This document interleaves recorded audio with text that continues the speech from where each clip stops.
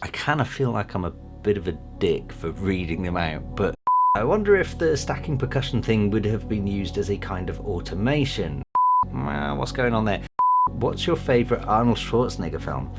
If you guys want to disagree with me, you're wrong, don't even bother commenting. Do you tune your drums / percussion? Are you gonna do a Hackintosh? If so, maybe a video. How to bring variation in your schedule. Have you ever had a chance to try out a Strymon El Capistan? Do you have a personal routine workflow? So, where the hell was I?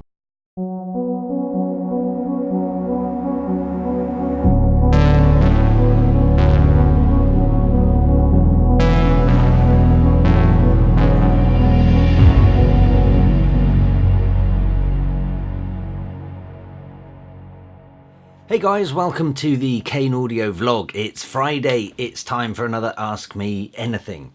Usual rules apply, comment anything you want below this video and I'll get back to you in next week's video. Before I go on to last week's comments, is there anything I need to mention? Yes. My latest single, Res, is out now. It's a rework of the Underworld 90s classic, also called Res, obviously. I think most of you watching this will know this already. It actually came out last Friday, so I dropped a comment on last week's video linking to it, so I think most of you will probably know it already anyway. But I have mentioned it when I first made it. I think I first mentioned it in these videos and was talking about the fact that I'd made it for some gigs, just for private use, for my own use. And yeah, the reaction was so good that I figured it kind of deserves a release. So yeah, managed to get clearance, managed to get release. It's out now on Wartone Records. It's available on the usual Tracksource, Spotify, Beatport, whatever it is that you fancy. So there we go. Is there anything else? We're getting closer to the Mousetrap party. That's in a couple of weeks.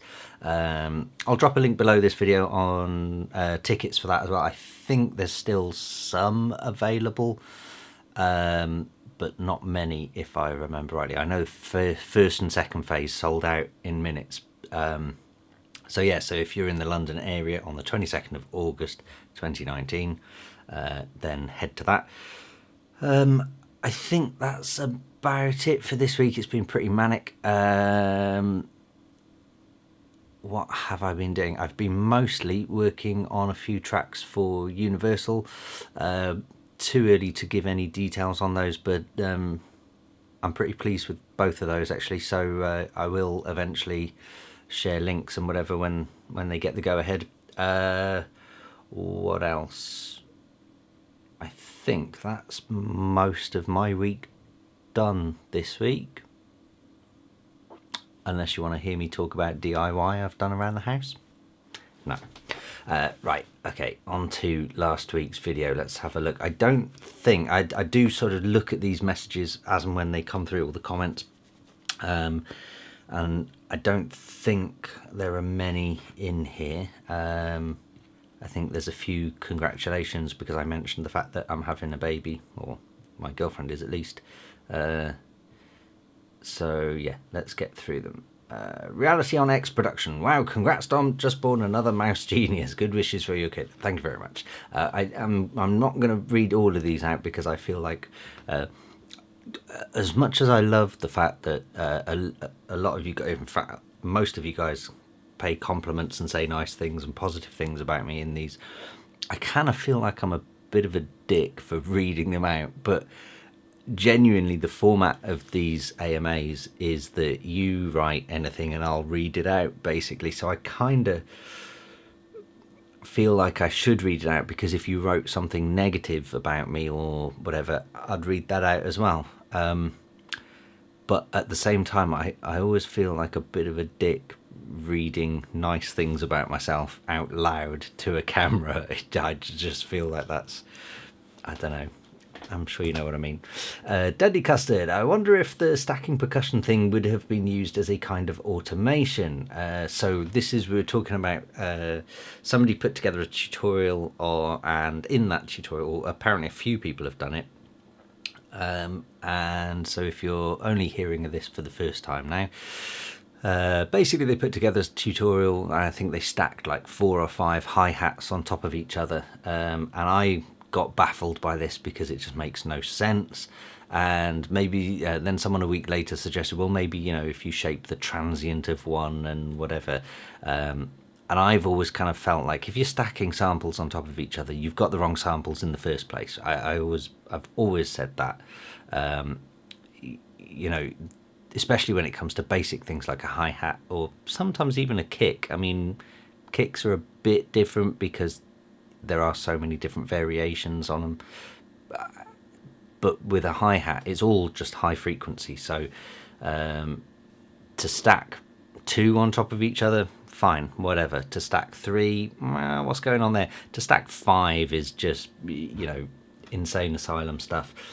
So anyway, so that's what the debate was here. I wonder if stacking percussion thing would have been used as a kind of automation.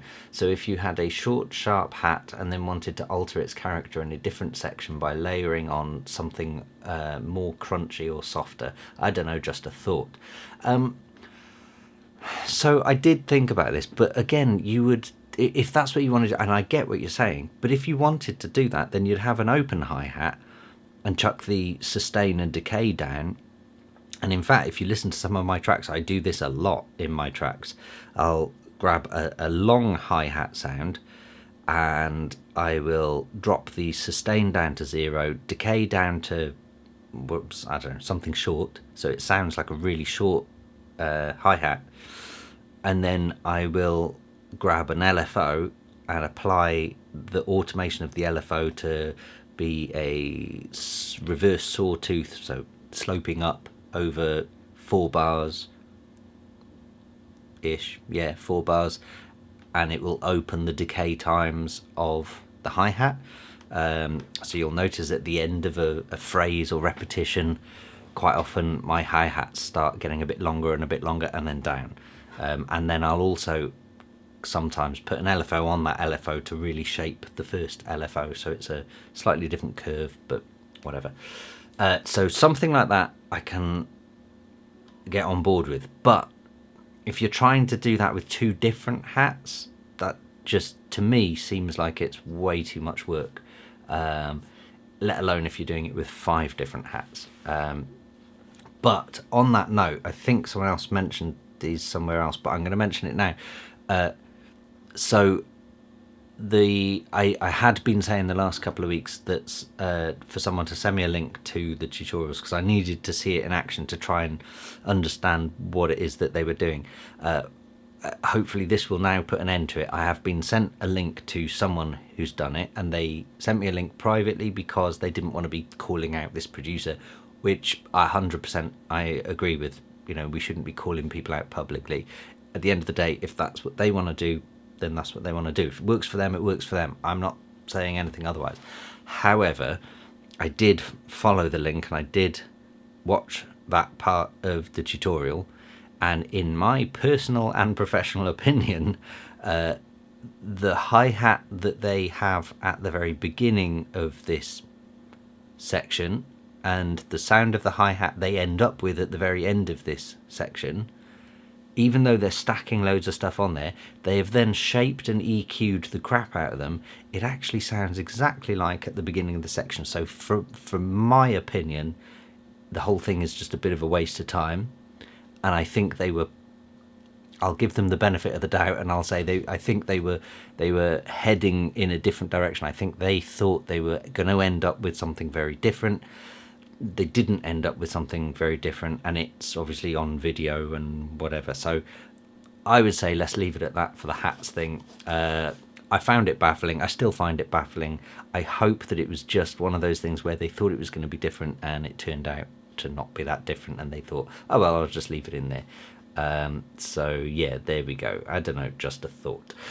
Res is awesome. Just giving it a listen. Perfect timing too. What with all the Underworld goings on this year, 52 weeks of stuff. Do you know what? I didn't know they were doing 52 weeks of stuff, so that's coincidental. I've not asked a question in a while. Let me think. What's your favourite Arnold Schwarzenegger film? Ooh. Okay, that's a good question. I would say, off the top of my head... Oh, no, of course, it's got to be Terminator 2, hasn't it? Do you know what? So Terminator 2 is right up there as one of the greatest films ever made. There's no argument here. If you guys want to disagree with me, you're wrong. Don't even bother commenting. Terminator 2 is one of the greatest films ever made. The end.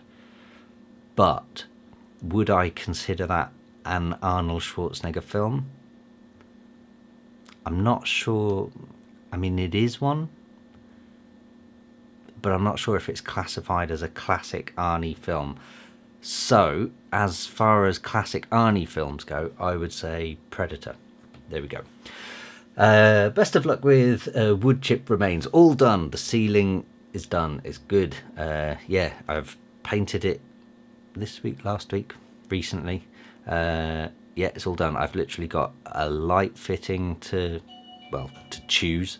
And I'll be back in 1 second. That's my doorbell. And I'm back. Alright, where the hell was I? Sorry, it was Amazon delivery. Right.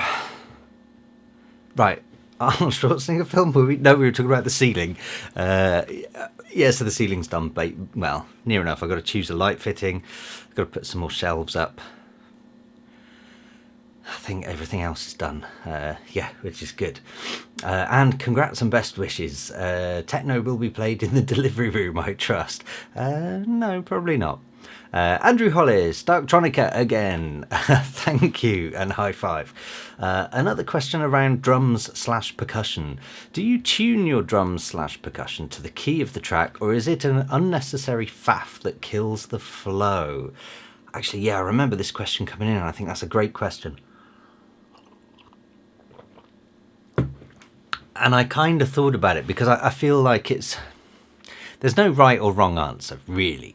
But for me personally, I don't tune any of them. I think the only time I would purposefully set out to tune a kick or tom would be if I'm going for that huge extended 808 style thing. And if I'm honest, even then I would probably only tune it if it annoyed me.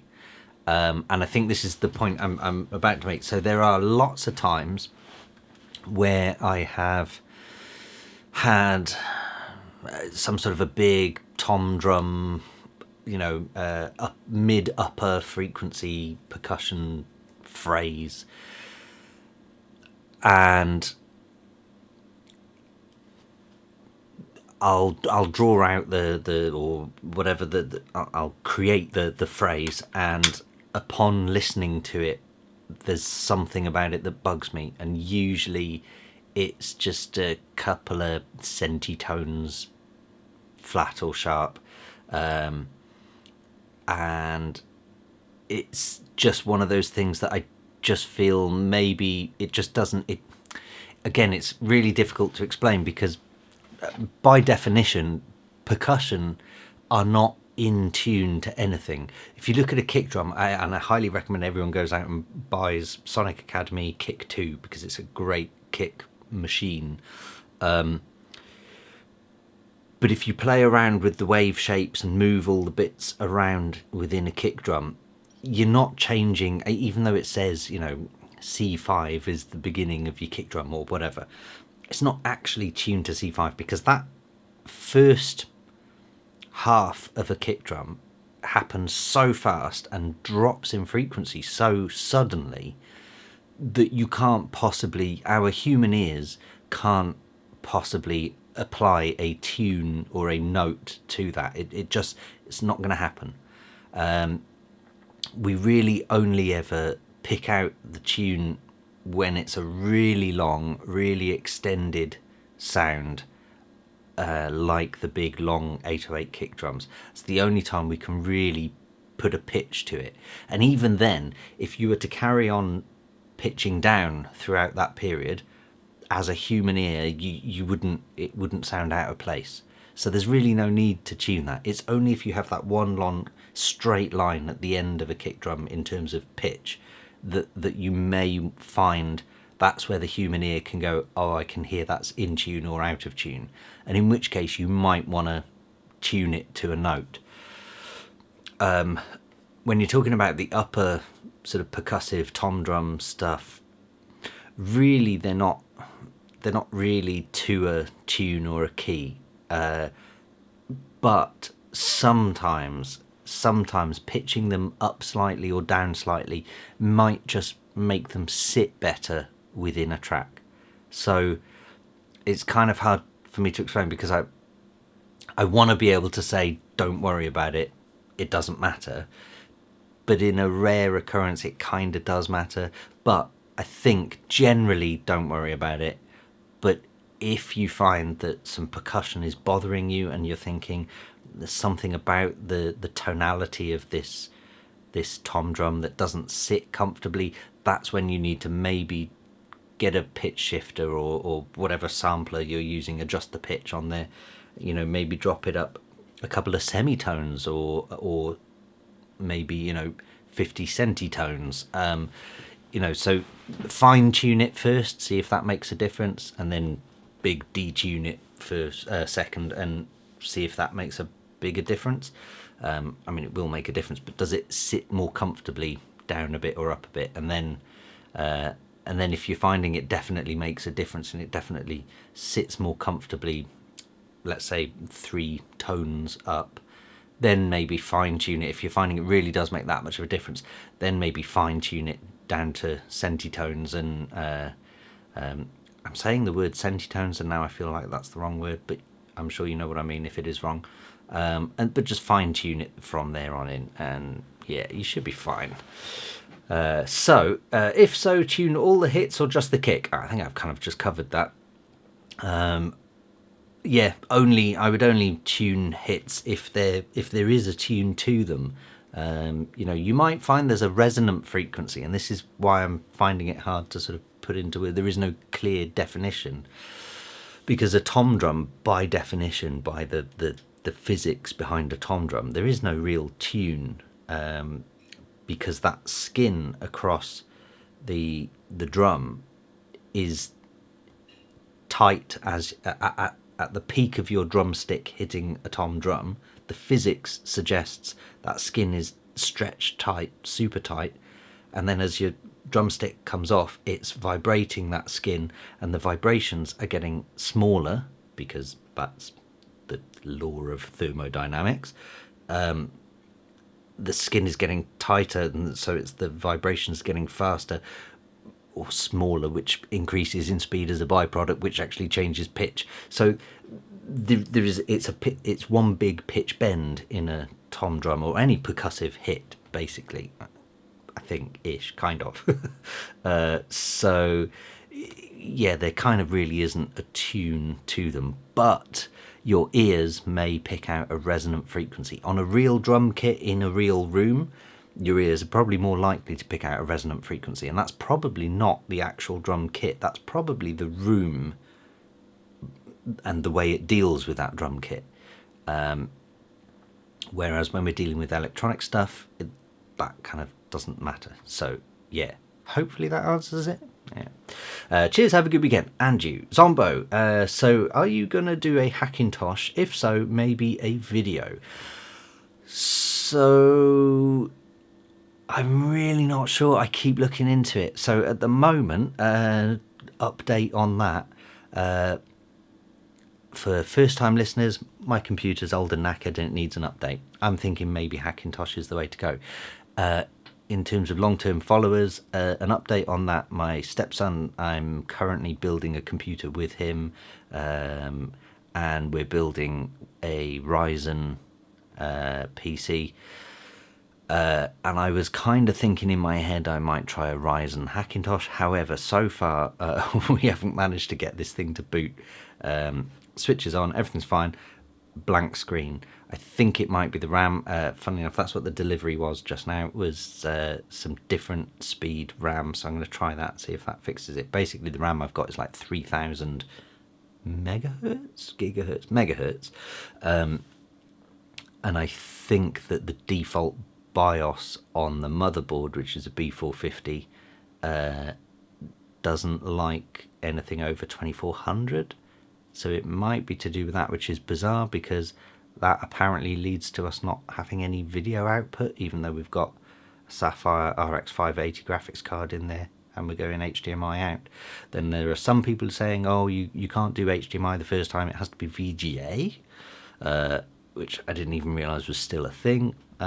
So yeah, there's a million things. So this is exactly why I kind of don't want to be building a Hackintosh for a professional environment, because, you know, the big difference is with Mac or OS X and Windows, I should say, or Mac and PC. As much as I'm not, I try not to be on one side in particular of the fence when it comes to this argument, and I know this may open up a war on YouTube. I'm sure it's not for the first time, but one of the reasons I prefer working with Apple Macs in a professional environment, as much as I hate them as a company because I think they're arseholes in the way that you have to constantly upgrade everything all the time, and they just decide at some stage, right, that's no longer compatible, even though it was compatible yesterday. But when you do buy a new machine from Apple, it just works, and that people say that for a reason, and it's because it's true. So I'm, you know, the reason for that is because sometimes restrictions can be a good thing, and we kind of talked about what was it last week, planned obsolescence.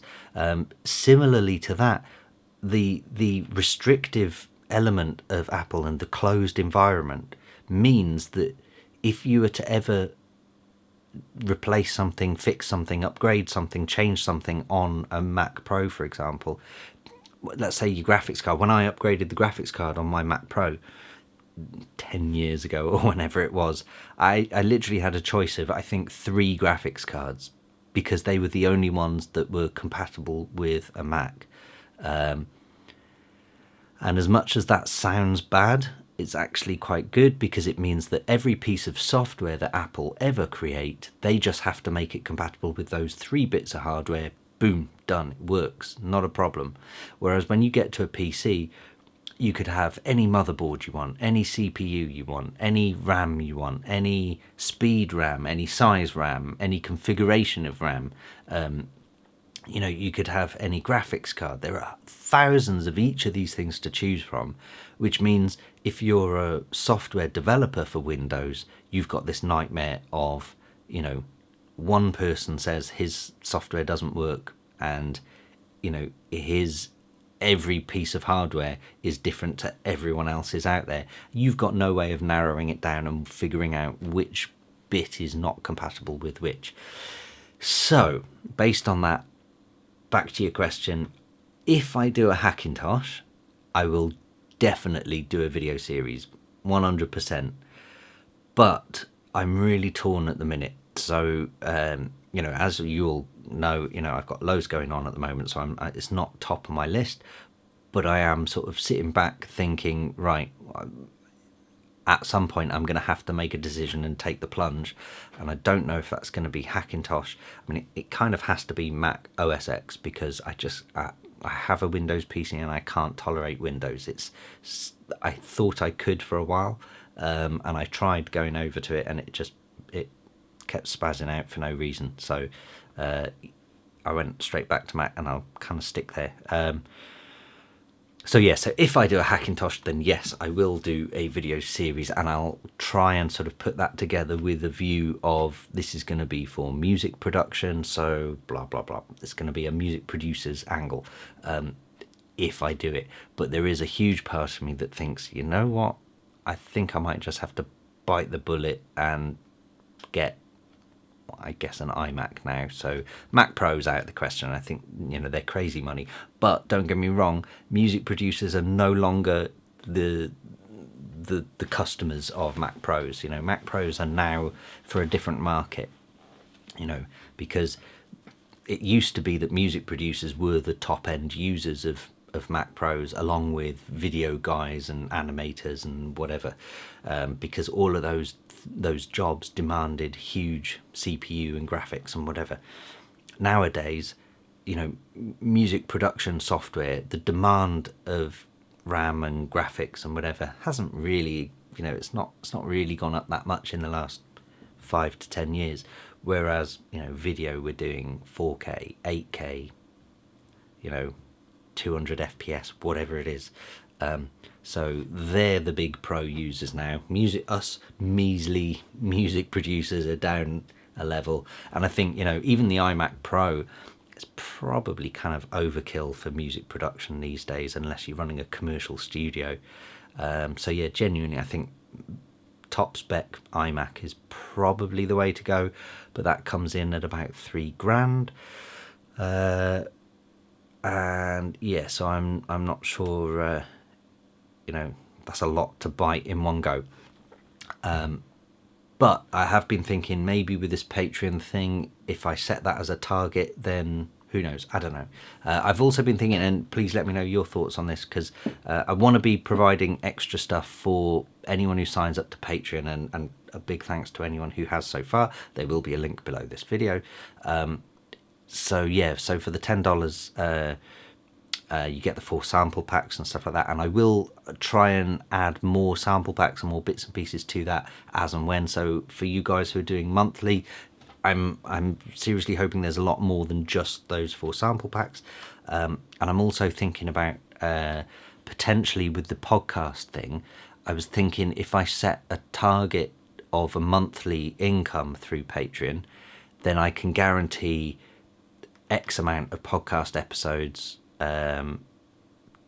to be recorded, and off the back of that I can then maybe do the podcast episodes as Patreon exclusives for a few weeks, and then they go out to YouTube to the public, something like that. I don't know, we'll see. So that's where I'm kind of thinking. Let me know your thoughts.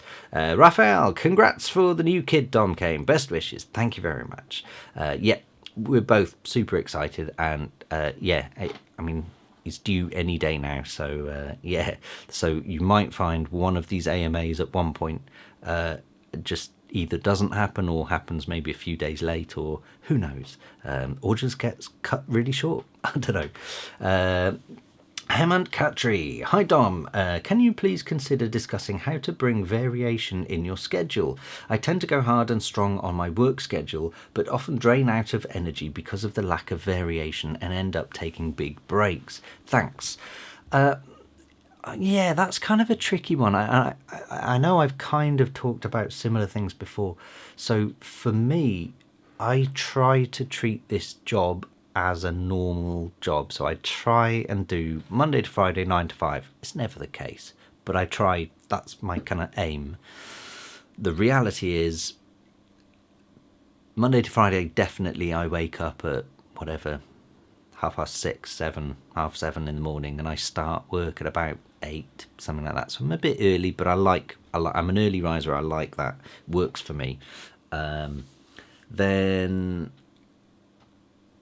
I pretty much go until, I try to keep it till 5 p.m, but if you're in the zone, you're in the zone and whatever. So I tend to maybe go for 6 or 7, something like that. And then Saturdays, until my girlfriend was on maternity leave, she worked Saturdays, so I'd always kind of work a Saturday as well, just because it was there as an extra day. Whereas now I'm trying to take that off and trying to keep a weekend off. In terms of actual work that I do on a daily basis, this is something I've definitely touched on before. I love the fact that, I produce music for, whether it be Mousetrap for my own personal releases or Universal for things that may or may not be under my name or a different name. and working to a brief, but I also do mix down jobs as well, which I love doing because that breaks up my day. I also love doing sound design jobs, so I did a sound design job. I think I mentioned it in one of these videos a few weeks ago. Did a sound design job for a guy who's writing a musical, and he wanted basically some rave sounds that were authentic club sounds in a particular part of a particular piece, and blah blah blah. Love doing stuff like that. It's because I would never write a musical in my life. I wish I could, but I couldn't. It's not what I'm capable of doing, but I respect other people's work where they can do that. And so for me to be able to just spend a day dipping into someone else's life, someone else's career, to be able to just dip in there and go, how about this, and play with some synths and develop some sounds and whatever, and to experiment, and for them to then be happy with that, and me go, there we go, step back, and I'm back into my life again. So that's kind of how it works for me, and I love that. As for, I guess, how to bring variation into your schedule, I would say your top priority is creativity. And I know I've touched on this before.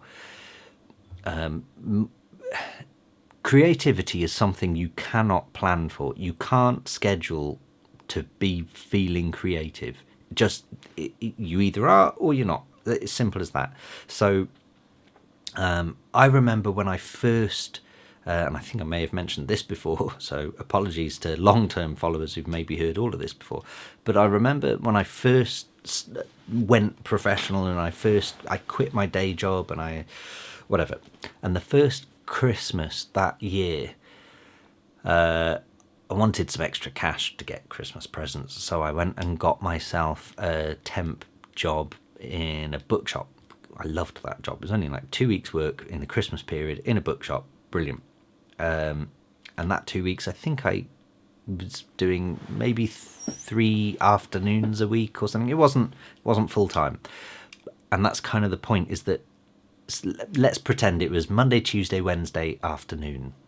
Now, I felt, and I remember there were times I'd come home from that bookshop and I felt like I'd just been drained. I didn't feel creative at all after a shift. And I'm sure a lot of you guys who have a day job, you get home from work, the last thing you want to do is have to think or use your brain. Nobody wants to do that after a day of grueling. So yeah, it's a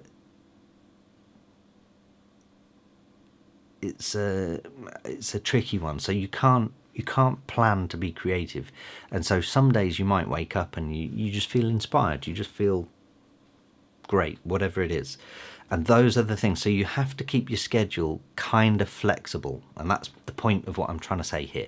I'll get there in the end.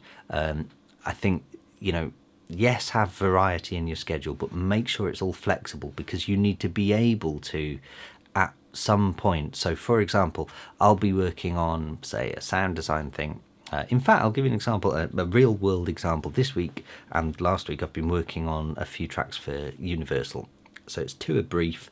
They've kind of given me what they want as an idea. They've gone, right, we want to go in this direction for this reason, with these sorts of things as inspiration. Brilliant, I'll do that. While I'm doing that, I developed an ARP sound that ran through the track, and then I dropped down a note into a different chord, and it was at that moment I was like, oh my god, I love this, and I've left it in that because that fits that track. But I then took that idea, opened up a new project, and started playing with that as an idea, as a theme for a different track, which will eventually become my own for hopefully my album. So I then kind of, in that moment, was really inspired and felt really creative, and I had to just kind of drop the Universal stuff and go, right, now's the time to push this idea and start working with this idea.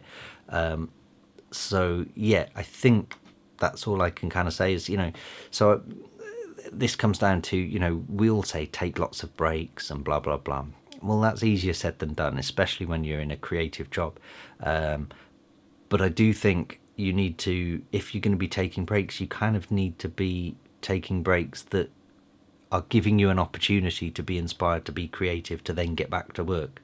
So for example, my idea of hell in terms of work scenario would be going to a pub and having a pint of beer at lunchtime, partly because I don't drink alcohol anyway, but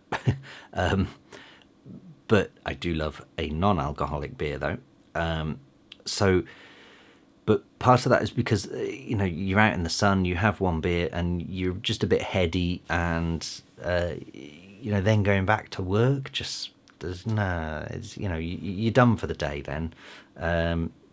So that would be my idea of hell. Whereas taking a break to, and I've said this before, taking a break to watch a sci-fi film, for me personally, that's the ultimate break, because I can almost guarantee you give me any sci-fi film, and about halfway to 3/4 of the way through that film, I'm going to be really just itching to get back to the studio because I've thought of new ideas.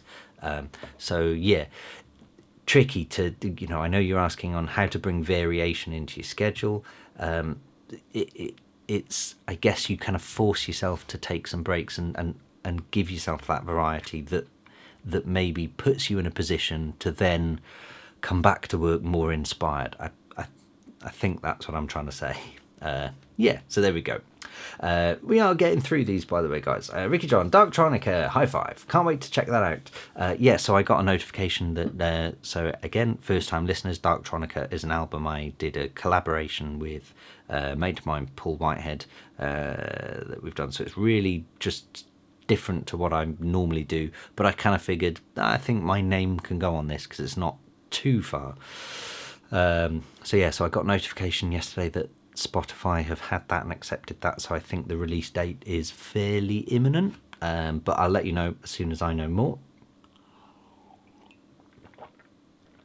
Congratulations to you and your missus on your impending sleepless nights. I'm looking forward to it. It's more worth it than anyone can explain with words. Yeah, absolutely. I've been a stepdad for a long time, so I'm aware of the benefits, and so I'm pumped. It's great. If I can find the video here on YouTube, I'll link it. Crazy hats. We've already covered that. I don't know if it was you or someone else, but whatever, done. So I finally have another question. Have you ever had a chance to try out a Strymon El Capistan tape delay? If so, what did you think? I've not tried that particular one. But I have tried various tape delays before. Is this software or hardware? I don't know. Let's have a look.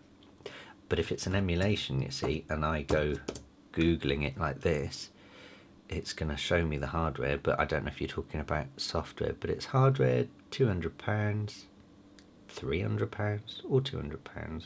Depends where you buy it from, I guess. Okay. So...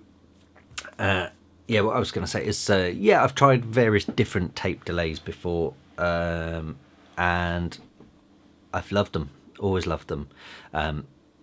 So if it's an analog one, the only thing I would say, not to be careful of, but just be aware of, if it's fully analog and no CV in or MIDI controlled DSP in there at all, then you may or may not struggle to get it to stay in time with the track. Now, usually if you're the kind of person using a tape delay, you're not too bothered about everything being in sync anyway, so it's not a massive deal. It's the only thing I would say is just to be aware of. But that's kind of a general tape delay thing. Otherwise, if it's software emulation, they usually throw that in anyway, so that's good. So I don't know that specific delay, but any kind of tape delay is usually pretty cool. For those of you that don't know what tape delay is, it's really hard to explain. I never thought about it. Maybe I shouldn't have started this sentence.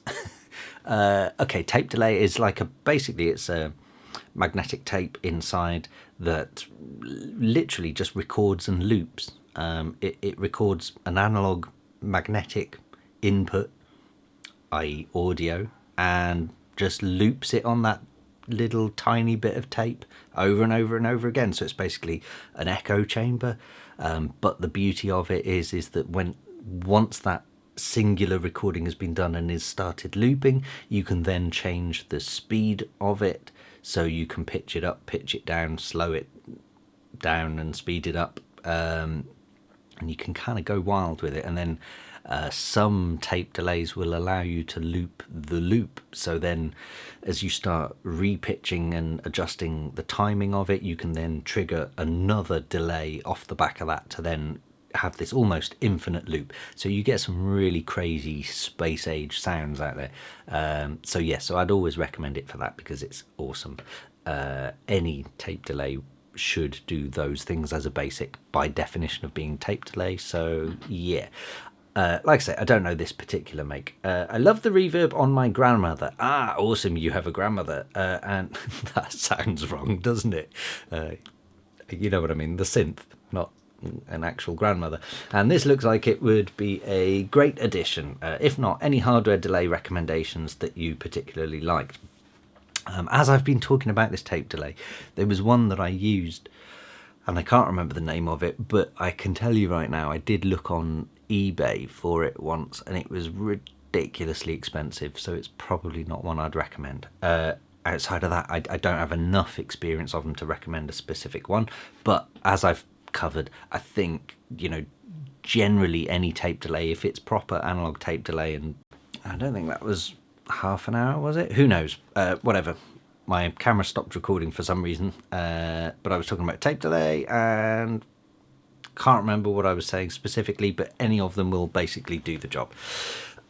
So there we go. But what I said at the beginning about tape delay, saying, you know, you may or may not be aware of the timings of it. Clearly, if you own a grandmother synth, then timing is not your issue. There's the doorbell again. I'll be back in a moment. What a day. Right, sorry about that again. Mother-in-law visiting again, with everything happening at the moment in our private life. Yeah, it's just chaos. And unfortunately for you guys, by definition of these long-form podcasty type AMA sessions, I want them to be as raw as possible with as few edits as possible. So that's why they end up being ridiculously long, and whatever, deal with it. Yes, so where the hell was I? Talking about tape delay, I think we've done that. Whatever, let's move on. Dream State 42. Hey Dom, that was exactly the answer I was hoping for. Thank you so much for taking the time to answer that thoroughly despite being tired. Oh yeah, I was knackered last week. I think I just need to relax a little and draw too rigid a line if I try producing / mixing approach. So this was about, where do you draw the line between producing something and mixing something, and at what point do you stop playing with the levels of something in a production and go, I'll leave that to the mixdown. So yeah, we covered that. Good.